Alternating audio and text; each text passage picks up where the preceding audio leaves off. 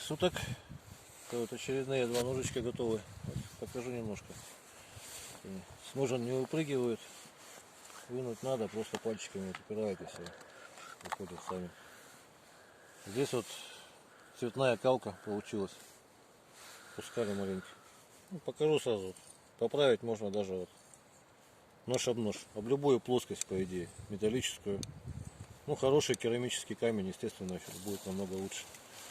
И со стороны линзы просто доводите об кожу. Это кожа, коровья, хвосты, цельная, без швов.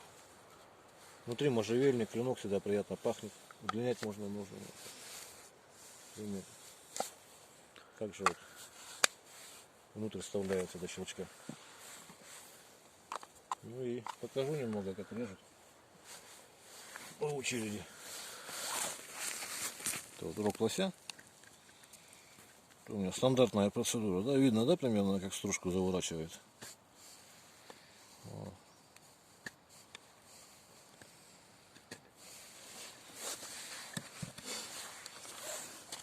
И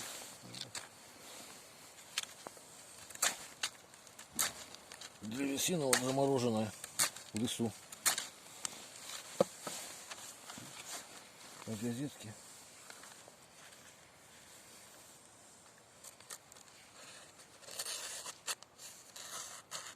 Газетка уже тоже успела промокнуть, тем не менее режет. В общем, тоже так же удлиняется все. Внутрь до щелчка. Теперь этот тундровый, узенький. Ну, тундровый называют, некоторые говорят неправильно.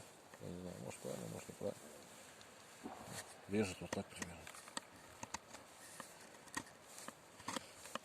Всей длиной. Рог построгаем.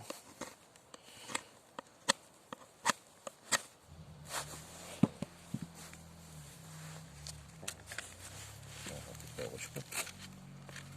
Вот. Вставляем. Газеточку.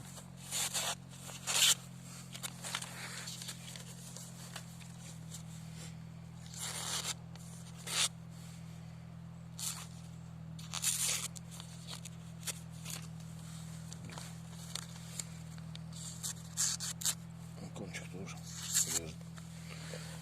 В общем, всего доброго. До свидания.